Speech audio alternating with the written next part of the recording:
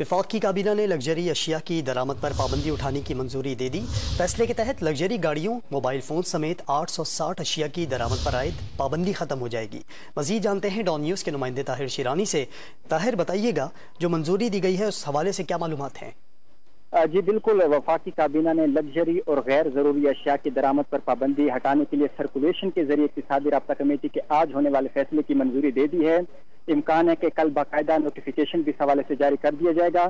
وفاقی حکومت نے کرنٹ اکاؤنٹ خسارہ کم کرنے کے اقدامات کے تحت 19 مئی 2022 کو 33 کیٹیگریز کی 807 سے زائد اشیاء کی درآمد پر پابندی لگائی تھی، جس کی آج اقتصادی رابطہ کمیٹی نے منظوری دی۔ اس کے بعد اب وفاقی کابینہ نے بھی منظوری دے دی ہے، کیونکہ IMF کی شرائط کے تحت 29 اگست سے پہلے پابندی ہٹانا ضروری تھی، اس لیے وفاقی حکومت کی جانب سے فوری طور پر اقدامات کیے گئے ہیں۔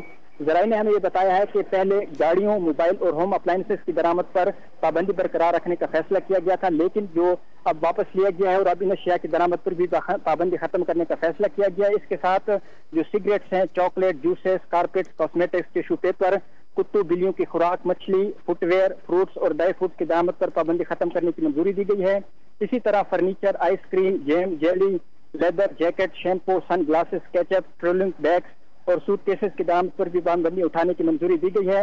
اسلحہ، پاستا، موسیقی کے آلات، فروزن گوشت، دروازوں، کھڑکیوں کے فریم، ڈیکوریشن آرٹیکلز، کراکری اور کار فلاکس کی درآمد پر بھی پابندی اٹھانے کی منظوری دی گئی ہے، اور وزارت تجارت کی نوٹیفیکیشن کے بعد اس پر باقاعدہ عمل درآمد شروع کر دیا جائے گا۔ طاہر، بہت شکریہ آپ کا۔